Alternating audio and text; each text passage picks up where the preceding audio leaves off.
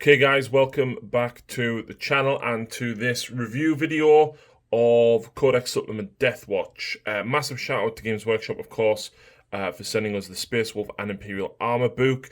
They have literally just turned up this morning, so I've had a quick flick through these two, but we're going to be reviewing this one. I will get to the rest over the weekend, and I'm recording a Deathwatch battle report today, so be sure to check back by tomorrow, because Deathwatch versus Orcs will be available. So I'm going to jump straight into this one. I have had a bit of a flick through, and as a Deathwatch player already, I won't lie, I don't like this book. I don't. I feel like a lot of the flavour that was Deathwatch is gone. And if I'm honest, I feel like I'm playing Space Marines now, which is a real shame. It's a real shame. They could have done so much with this supplement. I think making it as a supplement is possibly a mistake. They've kept Grey Knight separate. Why couldn't they keep Deathwatch separate? They're so unique in what they do, and it's just not there.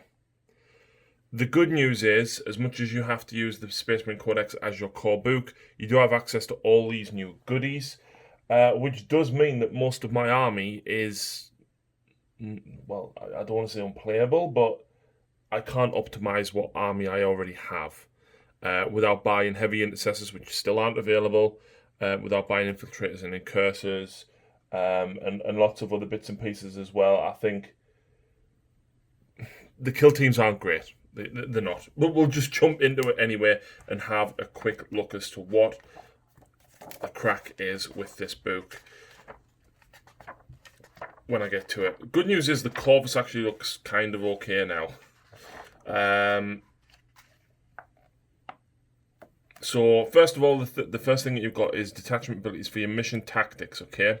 Do not use the rules in Space Marines Codex to determine which combat doctrine is active for your army during each battle round. Instead, at the start of each battle round, select the Devastator Doctrine, Tactical, or Assault Doctrine. The combat doctrine you select is active for your army until the end of that battle round. Note, however, that when selecting a combat doctrine at the start of the battle round, you cannot select the Devastator to be active for your army more than once. You can't select the Tactical to be active for your army more than twice.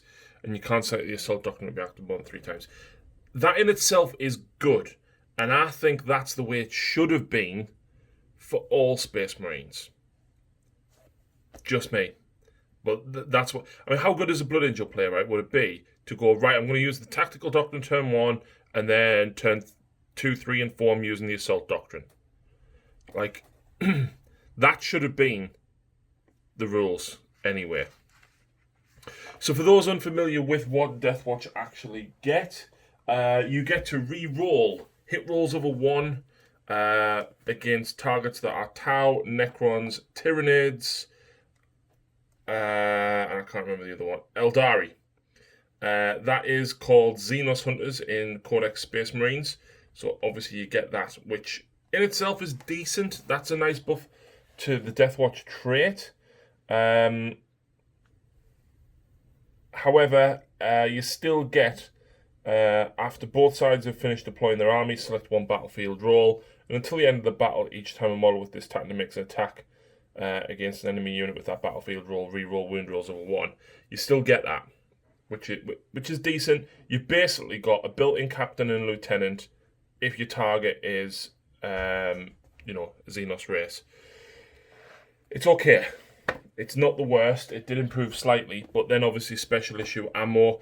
You know what? I'm going to jump straight in with special issue ammo. The weapon itself has to have the rule in order to get it, and there's not a lot of weapons with it. So Deathwatch Bolt Pistol has special issue ammo and a Deathwatch Bolt Gun, which is, interestingly enough, only carried by veterans. Any Deathwatch Combi Flamers, Gravs, and any combi weapon, because it's a generic bolter, also has them in, built in as well. And that's pretty much it. So there's a Deathwatch Twin Bolt Gun, which is Rapid 2, but the bikes don't have the Deathwatch Twin Bolt Gun, which is It's mental, but it is what it is. The Guardian Spear still has it, though. When I find it. Yeah, I can't see it, but the Guardian Spear definitely still has it. The fact that special issue ammo is so scarce is not... It's unpleasant. So rip those storm bolters off your storm shield, guys, and put normal bolters on if you really want to use special issue ammo. But the fact that you've got access to doctrines, I don't think storm bolters are a bad shout. There is also ways to improve your veterans team, so that your storm bolter guys, if you still want to run them, they're still okay. They still put out a lot of attacks. Stratagems, I don't need to go over everything here, to be honest, because a lot of it is very similar. Death to the Alien changed, so rather than 6s exploding, you just get +1 attack if you're targeting a Xenos unit. Prognosticating Volley. You can ignore the Eldari one, essentially changed, so you ignore ballistic skill modifiers. It's okay. You can target a 200 synapse creature. Stem the Green Tide is now 2 CP, but it allows you to overwatch, and until the end of that phase, any models from that orc unit that are destroyed as a result of the overwatch, you subtract 2 from the charge, not the number of models that you kill.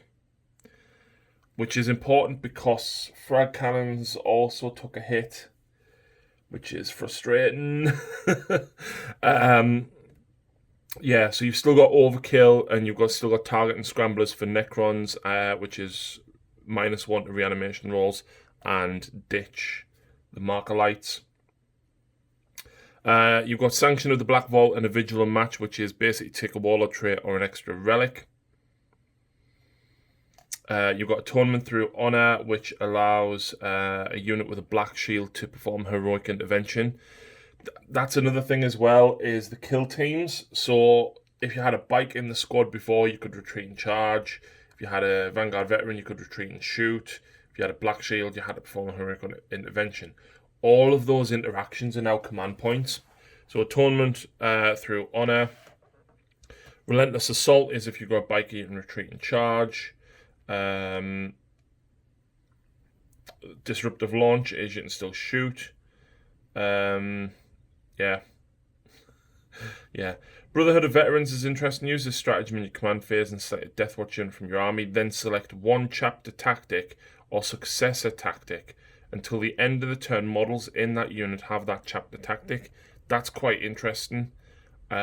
Depends on who you're going against, but 2 CP is a lot. You need to use that on like a big squad, realistically. You've got Priority Doctrine Adoption. Use the stratagem in your command phase and select a Deathwatch unit from your army. Then select one combat doctrine. Until the start of your next command phase, that unit gains the bonus of that doctrine. So you can swap your doctrines around for one unit. It's okay. Teleportarium's still there. Shroud Field is interesting. 2 CP on a Corvus Black Star. And you can only use it on one, and it can't be targeted until the end of the battle round unless it's the closest model. That's okay. You've got Clavis for the Watchmaster to do D3 mortal wounds to a vehicle. Special issue loadout. Give a unit special issue ammo, but your weapon type becomes heavy 1. It's 2 CP, man. 2 CP.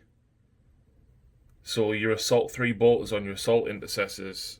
Oh, by the way, yeah, you can have your special issue ammo, but yeah, you only get 1 shot and it's heavy. So, yeah, it's not the best, folks. On the subject of special issue ammo as well, they did change. There we go. So the Dragonfire bolts, each time an attack is made with this weapon, the target does not receive the benefits of cover against this attack. I've noticed that they've changed some of the stuff to does not receive the saving throw from the benefits of cover, because obviously dense terrain is -1 to hit. This would essentially ignore that. As it stands, that is how it is, but I think that might get a FAQ because I think they have done that with some of the others. Hellfire rounds is add 1 to the wound roll if it's not a vehicle. Not poison 2+ anymore. Kraken bolts, each time an attack is made with this weapon, add 6 inches to the range and improve the AP by 1. Or vengeance rounds, add 1 to the damage. They're not great. They're not great. A unit of intercessors, or heavy intercessors, depending on the weapons and stuff with I think it's the Stalker bolt rifles, that vengeance rounds might be useful for 2 CP. Especially if you're going against like Terminators and 2 Wound Marines and stuff. It might be handy, but yeah. I'm not going to cover the Warlord traits just yet, but the kill team specialisms, basically you can pay points and improve a kill team to give them something else as well. So for example, the Malleus discipline is here. So interesting enough with these bonuses as well, they don't limit it to 1. Some of them do stack up. And actually, I just want to point out as well, the Xenos Hunters technically allows you to shoot down and get your bonus against dedicated transports. But the Malleus one says, each time a model in this unit makes an attack against an enemy unit with the heavy support, Lord of War, or dedicated transport, you can reroll wound rolls of a 1. So if you are going against a troop and transport heavy army, you could easily take this on one squad that's going after your heavy supports and dedicated transports, whilst also taking the reroll 1s against troops for the rest of your army. However, if you select the heavy support Lord of War or dedicated transport battlefield roll for the Xenos Hunters chapter tactic, each time a wound roll each time a model in this unit makes an attack against an enemy unit with a battlefield roll, you can re-roll the wound. Now, I know what you're thinking. I think it was the Tome of Eclades before used to allow you to select a different mission tactic. I've read the wording for it. You can't double stack with that anymore because this specifically says whatever you chose as part of the Xenos Hunter's ability in Codex Space Marines for your chapter trait, it has to be that one. So yes, there is ways to give people reroll 1s against a different battlefield roll, but because you did not choose it, it doesn't stack. So basically, each of these kill teams allows you to essentially reroll 1s against that battlefield roll or multiple of them. But if you already selected that one, it gives you reroll all wounds instead. So for example, I think it was the Furor is the troops battlefield roll. So if you already selected troops battlefield roll to reroll wound rolls of a 1, and a unit with this Furor tactic targets troops, they essentially get to reroll all wounds. So this is what I'm saying about the Stormbolters. If you do have your Stormbolt veteran squad, that's not a bad shout, to be honest. Yeah, you're only wounding on 4s against other Marines, but if you've got the Tactical Doctrine active, that becomes -1, and then you can reroll all wounds. And if you've got a Captain or Watchmaster nearby, you can reroll hits, or indeed if the target is a Xenos, you can reroll hits. It's not great, but you could still use your Stormbolters, and I'm going to try and use them a little bit in the battle report to show that off. For the Warlord traits, this is what I was on about. In your command phase, you can select one friendly Deathwatch core unit within 6, and each time you do, select one battlefield roll. Until the start of your next command phase, each time a model in that unit makes an attack against the enemy unit with that battlefield roll, you can reroll wound rolls of a 1. So it's saying there you can pick one, and you can reroll 1s, but because you didn't take it as part of your Xenos Hunters chapter tactic, it doesn't double stack, so you can't go, oh, well, I'm going to give them the one for rerolling wounds against heavy support, and they're a Malleus kill team, but my Xenos Hunter ability was troops, so you can't stack this with the Malleus kill team to get reroll all wounds. It's a shame, but it is what it is. Relics and psychic powers we'll come back to. However, I want to talk about the actual kill teams. So there's very specific rules which I don't need to go over for mixed units. Basically, it says what keywords they have, what it allows them, to do for the purposes of movement and coherency and things like that, and what keywords they have as far as infantry, biker and things go. It makes zero difference to how the game, how the army plays. Creating a kill team though. So there's 4 different types of kill teams, and each one of them has a different basic 5 Marines that you have to have in there. All of your kill teams can be up to 10 models, and all of them count as troops. And basically, of course, you can equip whatever they can be equipped with. It says a model in a kill team unit retains any abilities that applied to that model on its original datasheet. If a model in a kill team unit has an ability on their original datasheet that requires every model, basically they can't have it. Unless everybody in that unit has it. It is what it is. So these are the kill teams. Now, this is an awful lot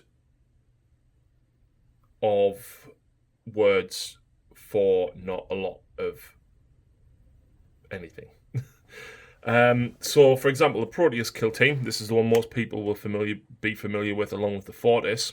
So the Proteus is 1 Watch Sergeant and 4 Deathwatch veterans. You can add any 5 of the following models. Any veterans, Deathwatch Terminator, a veteran biker, or a veteran vanguard.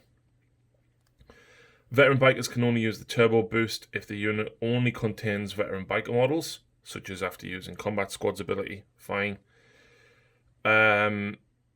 Basically, different models give you different keywords, and that's literally it. Like, what happened? Yeah. The fact, yes, you can still put your veteran in. Yes, you can still put your biker in, but they've got to stay alive, and then it's a command point to be able to retreat and do things. The kill teams just don't feel like kill teams to me anymore. That might change after I played a game with them, but that's the feeling that I get. The Fortis kill team, this hurt my army quite a lot, because obviously I bought Conquest, I had Aggressors, I had Inceptors, I had Reavers, Hellblasters, and of course Intercessors, and they all went in the same kill team. Now they don't, which is frustrating.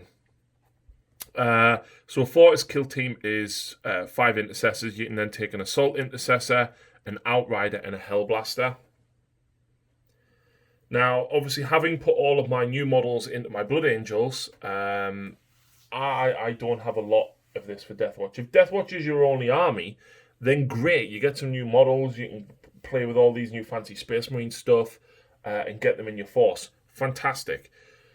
I've now got Inceptors and Aggressors, which I basically have to play as Space Marines until I can build an Indominator kill team even, which is heavy Intercessors, which are still not available. But then it goes to the question as to how many upgrade sprues are you going to need to buy to get shoulder pads that go on Gravis armor, because I think you only got 2 per sprue, which was not a lot. But yeah, that's 5 Intercessors.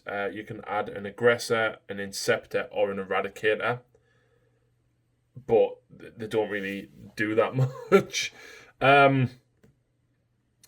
As far as war gear goes, yes, you can mix and match. So, for example, the Intercessor Sergeant can replace his bolt rifle with a different one, but your other 4 have to stick with the same weapons. Hellblasters can have any of the 3, and that's it. For your Dominator kill team, the Heavy Intercessor Sergeant can replace the heavy bolt rifle with a heavy auto bolt rifle or a heavy stalker bolt rifle. The Aggressor can be either Flamer or Bolt Storm. The Inceptor can be Plasma or Bolters, and the Eradicator can have a heavy melter rifle or melter rifle. Cool. Obviously, only the Eradicator in this unit can shoot twice when this unit uses Total Obliteration ability. So, whereas before, like, that would have normally allowed them to shoot twice, or the Aggressor would allow them to advance or move and fire without penalty, all of that is just gone, which hurts. Like, it's took the flexibility away, I feel, from Deathwatch, and it's pushing you to play Space Marines, which is a shame because this is why I got Deathwatch in the first place. They were different, they were cool, they were unique, and I just don't feel like they're that unique anymore. The Spectrus kill team, you need infiltrators as your troop choice. You can add in cursors, reavers, and eliminators. We got rules for the Watchmaster. He's basically the same now as a Chapter Master, so he can give the reroll all hits for one unit. We've got Artemis, Chaplain Cassius, and Codicia Notarian. So it's nice that he's actually got full rules now, which is cool. Deathwatch Veterans is basically your war scroll, data sheet, for your veteran squad. Yeah, there's not a lot to say other than the weapons that they've got access to are a little bit different, so they've actually listed some of them here. The Stalker Pattern Bolt Gun does have access to special issue ammo, so of course you can make that 3 damage with using the special issue ammo, and to be honest, I don't think that's a bad shout at all. I know a lot of people ran that in 7th, so if you've still got them, that's probably the way to go with your special issue ammo now. Or indeed with the +1 to wound, it's all right. The Infernus Heavy Bolter is back, of course, as well, and the Deathwatch Shotgun, the Frag Cannon, yeah. So I totally get that they got rid of it as a flamer, right? But to drop it from 2d6 to 2d3 and blast instead of auto hitting. If it was 2d3 and auto hit, fine. But that hurts, man. That really hurts.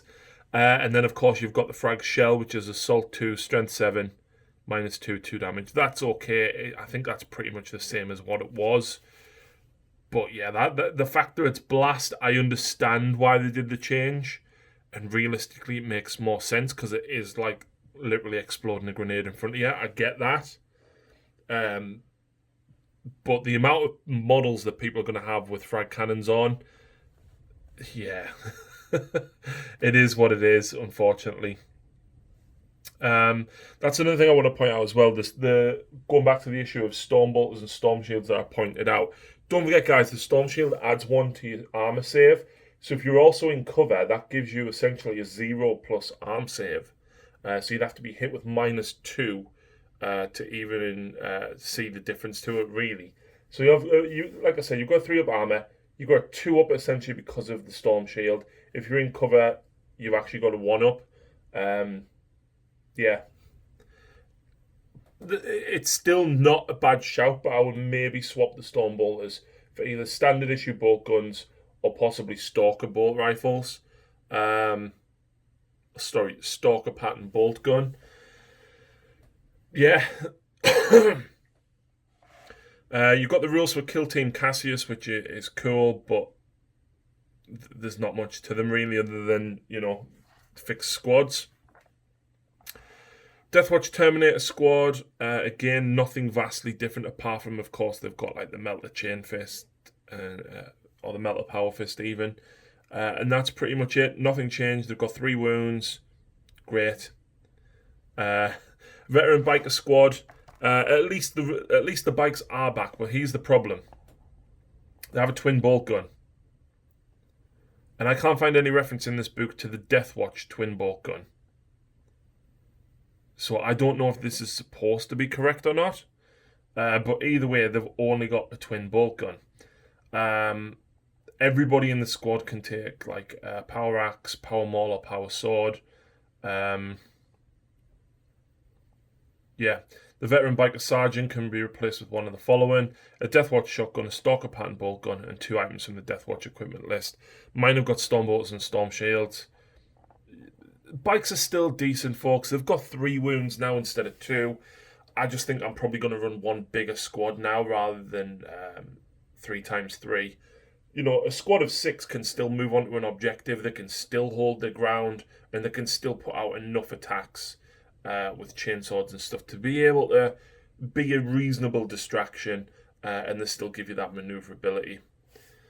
And the Corvus. The Corvus is okay. It's 180 points base, 15 for the Hurricane Bolter, 5 for the Auspex Array, and 5 for the Infernum Halo Launcher.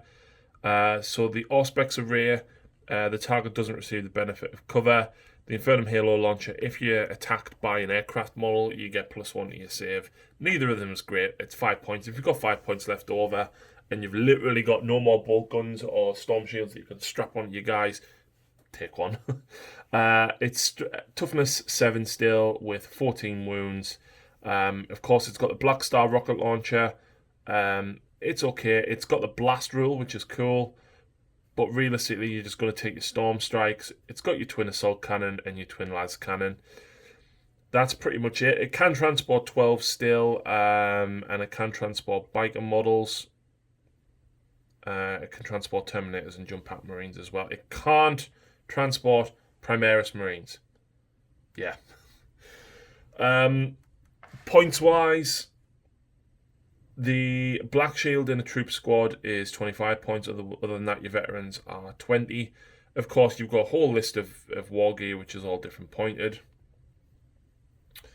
There's not a lot. Your Watchmaster's 125, which is quite cheap. Watch Captain Artemis is 110. Cassius is 100. And Codicea Notarian is 100. And that is pretty much it for the units that are in the book. I know we didn't cover Relics and Psychic powers.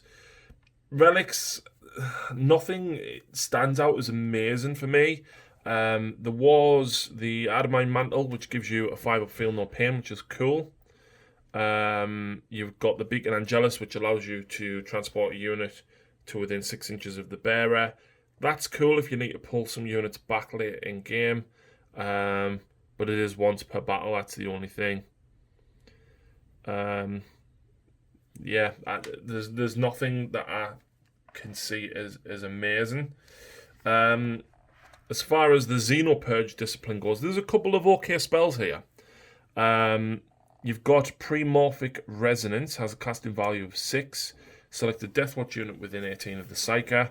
And until your next Psychic phase, Overwatch hits are scored on a 5. If that unit starts the fight phase within engagement range of enemy models, it can fight first, and you can get +1 attack. That's actually pretty decent for casting value 6. It gives you 3 bonuses, which I think are all reasonable. Fortified with Contempt gives a unit a 5+ shrug, essentially. Neural Void is casting value of 7. Subtract 1 from the attack's characteristics of models in that unit.